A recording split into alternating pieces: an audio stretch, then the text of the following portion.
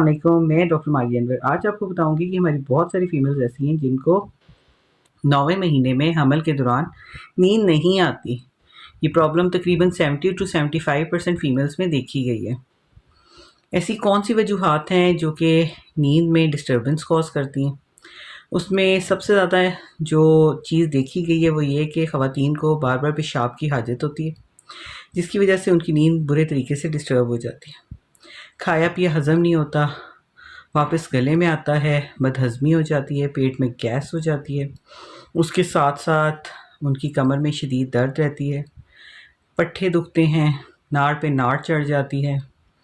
ये सारी चीज़ें जो हैं ये ज़्यादातर प्रेगनेंसी में फ़िज़ियोलॉजिकल चेंजेस की वजह से होती हैं, जो कि नॉर्मल है। और इस सारी सूरत हाल में फ़ीमेल जो है वो बुरे तरीके से उसकी जो है नींद मुतासिर होती है और बार बार इंटरप्ट होती रहती है। तो इस सिचुएशन में क्या करना चाहिए? एक तो ये है कि हल्की-फुल्की वर्जिश या वॉक ज़रूर करें शाम के वक़्त फ़ीमेल्स।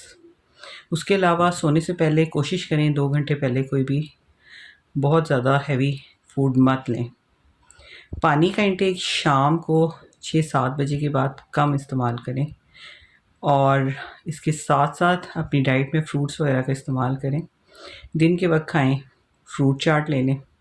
उससे आपका जो है गैसेस जो होती हैं, डिस्टेंशन जो होती है वो कम हो जाएगी और डाइजेशन बेहतर हो जाएगी। कब्ज़ की बीमारी भी दूर होने की जो है बहुत ज़्यादा मेन रीज़न है कि अगर आप फ्रूट्स का इंटेक और सैलड्स का इंटेक अच्छा रखेंगे दिन में, तो आपको कब्ज़ नहीं होगी, जिसकी वजह से आपका जो है पेट उसमें हवा गैस का मसला कम हो जाएगा। और जब भी सोएं तो सर के नीचे 2 तकिए रखें। कमरा जो है वो कंफर्टेबल होना चाहिए, उसकी एनवायरनमेंट।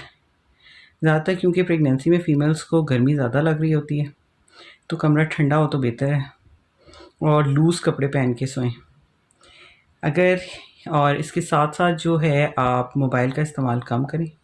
स्क्रीन टाइम जो है सोने से 2 से 3 घंटे पहले आप अवॉइड करेंगी, तो आपकी नींद जो है स्लीप हाइजीन वो बेहतर हो जाएगी और इंशाअल्लाह ताला आपको अच्छी नींद आएगी और ये प्रॉब्लम जो है वो बग़ैर दवाइयों के सॉल्व हो जाएगी। Thank you.